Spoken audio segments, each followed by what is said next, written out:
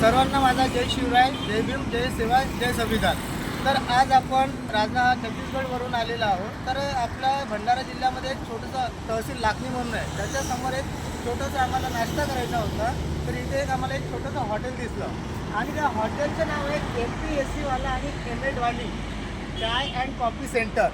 तर मित्रांनो, हे जे आपल्याकडे जे भाऊ आहे यांचं MPSC झालेलं आहे आणि त्यांच्या मिसेस मॅडम, तुमचं नाव काय? स्मिता भैसारे मॅडम ह्या एम एड झालेल्या आहे, मास्टर ऑफ एज्युकेशन. आणि भाऊनी कंटिन्यू लगातार MPSCची प्रॅक्टिस केलेली आहे. आणि याच्या मागचा जर इतिहास जर बघितलं भाऊंचा तर खूप काही विचित्र आहे, ते आपण त्याच्या तोंडामधूनच ऐकू. तर दादा नमस्कार, आपलं नाव मंगेश भैसारे. आपण आमदार बँकेत विधानसभा हरिभाऊ बागडेकडे आपण 7 वर्ष लगातार काम केलेलं आहे. तर दादा, तिथं आपण जेव्हा काम केलं ते बादमध्ये आपण ह्या बिझनेसमध्ये कसं काय आले? कसं आहे, त्या ठिकाणी MPSCची तयारी करत होता. त्यावेळेस आमचे छोटे मोठे रिजन येत होते. ओके. तर तेथील सर सचिव जे होते त्या सरांकडे आम्ही गेला तर त्यांनी म्हटलं का तुमचे रिजन तुम्ही पुन्हा तुमचे अधिकारी म्हणा, नाही का? अधिकारी असतो शेवटी, नाही का? बरोबर. अशा प्रकारे बोलले.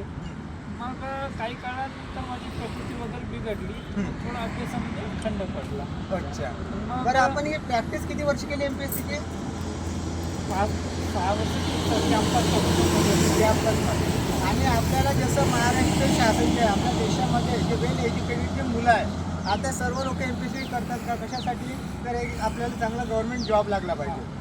कारण आपण गावखेड्यामधून आलेलो आहोत. मी पण गावखेड्यातलाच व्यक्ती आहे, तुम्ही पण ताई पण आहेत. तर गावखेड्यातल्या मुलांना आपल्याकडे काही आपण आपलं बॅकग्राऊंड नाही आहे पैसा पाण्याने, तर आपल्या मेहनतीवरच आपल्याला सर्व गोष्टी करणं आहे. तर आपण एक MPSC जे PF पटमध्ये आपण त्याची प्रॅक्टिस करून आपण सतत प्रॅक्टिस केली, बरोबर. आज आपलं वय किती झालं? 40 आहे. 40 वर्ष. आणि ताईसोबत आपली ओळख कशी काय झालेली आहे? काहीच मॅडमला बघण्याकरता गेलो होतो. ओके. अच्छा. तर ताई पण ह्या मास्टर ऑफ एज्युकेशन झालेल्या आहे, त्या टीचर बनू शकतात माध्यमिक लेवलच्या. पण आजच्या डेटमध्ये ताई पण भाऊच्या खांद्याला खांदा लावून त्यांना छान सपोर्ट करून आलेला आहे. आणि बघा, यांचं हे छोटंसं हॉटेल आहे बघा रोडवर. हे रायपूर संबलपूर आपला भंडारा ते नागपूर रोडवर आपल्याला छोटंसं हॉटेल आहे. आपण छोट्या हॉटेलचा त्यांचा फोटो बघू शकता. इथला ॲटमॉस्फिअर बघा, किती साफसफाई ठेवलेली आहे भाऊनी आणि सर्व गोष्टी. आणि महत्त्वाची गोष्ट म्हणजे ही वाली आहे की भाऊ जरी हा चाय नाश्त्याचा जरी बिझनेस जरी करत असेल, कारण मेहनतीच्या कामाला लाजण्याची गोष्ट नाही आहे. भाऊची MPSCची प्रॅक्टिस केलेली आहे, ताई एम.एड झालेली आहे, पण त्यांना कुठल्याही प्रकारची लाज नाही. सर्वात आनंदाची गोष्ट म्हणजे ताई भाऊच्या खांद्याला खांदा लावून त्यांना सपोर्ट करून राहिलेले आहे. तर दादा, आपल्याला जे आपली जे गव्हर्नमेंट आहे, ह्या गव्हर्नमेंट पासून आपल्याला काय काय त्रास झाला ते थोडं सांगा बरं. गव्हर्नमेंटचा काही त्रास म्हणजे असा की जेणेकरून आपण जी मेहनत केली, आपण जी 6 वर्ष प्रॅक्टिस केली, तर या प्रॅक्टिसमध्ये आपली तुमची मेहनत आजच्या डेटमध्ये तुम्हाला नॉलेज मिळालं, पण महत्त्वाची जे एक ज्या प्रकारे तुम्ही प्रॅक्टिस केली त्याची तुम्हाला एक जॉब बेनिफिट भेटायला पाहिजे नव्हतं. कसं आहे, शेवटी कसं आहे सर, नोकरीच म्हणजे काही सर्व काही नसते. पण आपण जो तो अभ्यास केला त्याच्यामुळे आपल्याला एवढा नॉलेज आला, तर खूप नॉलेज आला. बोलण्याचा, वागण्याचा, रिस्पेक्ट देण्याचा हा जो नॉलेज आला आणि तो भरपूरपणे आपल्याला नॉलेज आला. MPSC वाला याच्यासाठी नाव दिला, तरी कोणी जरी येताना जाताना येते हॉस्टेल आहे, बाईज हॉस्टेल आहे लगेच, तेथील मुलं वगैरे विद्यार्थी शिकणारे कोणी विचारलं पाहिजे तर सर हा MPSC वाला नाव का बरं ठेवला. त्यावेळेस मी त्यांना सांगलं का सर दादा, काही MPSC मुळे ह्या पोस्ट होतात, तसे तहसीलदार BDO असे नाही का, मेन पोस्ट आहे. मी त्याला सांगणार ह्याची सुरुवात कमीत कमी 8व्या वर्गापासून करायला पाहिजे. कारण की जेवढे मोठे अधिकारी लोक राहतात ते आपल्या मुलाची सुरुवात 8व्या-9व्या वर्गापासून करतात. जसे IITची झाले ते वेल श्रीमंत लोक, ते आपल्या मुलांना IITचे झाला, नीटची तयारी झाली ते 8व्या-9व्या वर्गापासून ते करतात. त्याच्यामुळे त्यांचे जो पर्सेंटेज आहे रेशो लागण्याचा तो सर्वात जास्त आहे. मग OBC, SC, ST यांचा हा कमी आहे, यांचा रेशो हा 12वी नंतर. आता मॅडमचं मास्टर ऑफ एज्युकेशन झालेलं आहे, तर मॅडम तुम्ही एक टीचर बनू शकत होत्या.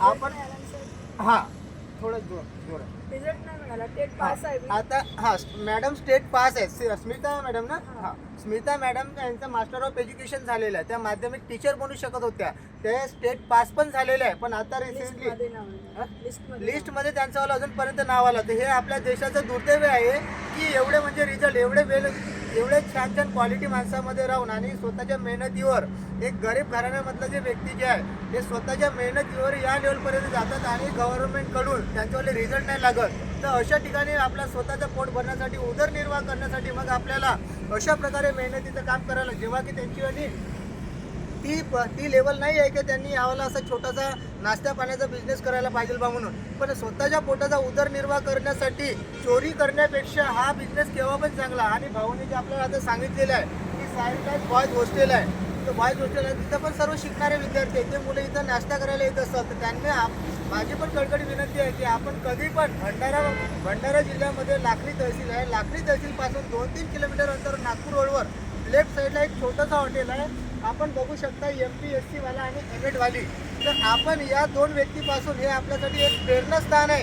यांच्याकडून आपण जे आता शिकणारे जे विद्यार्थी आहेत त्यांनी यांच्या हॉटेलमधून यांच्याकडून एक प्रेरणा घ्यावी की त्यांनी स्वतः म्हणजे कशा प्रकारे त्यांनी आपला उदरनिर्वाह करून आलेले आहे आणि ते स्वतः कशा प्रकारे त्यांचा संघर्ष जो सतत चालू आहे. जे आता मॅडमने सांगितलं की लिस्ट लागायची आहे, लिस्ट लागल्यानंतर मॅडमला एक टीचरचा जॉब छान व्यवस्थितपणे मिळणार आणि जेव्हा टीचरचा जॉब भेटणार आहे तेव्हा ते त्यांच्या हजबंडला एक छान प्रकारे खांद्याला खांदा लावून सपोर्ट करून राहिलेले आहे. आणि असंच प्रत्येक आपल्या देशामध्ये आणि महाराष्ट्र गव्हर्नमेंटला माझं एकच सांगणं आहे as a local press reporter आणि RTI सोशल वर्कर या नात्याने की एवढी जी सुंदर आपल्या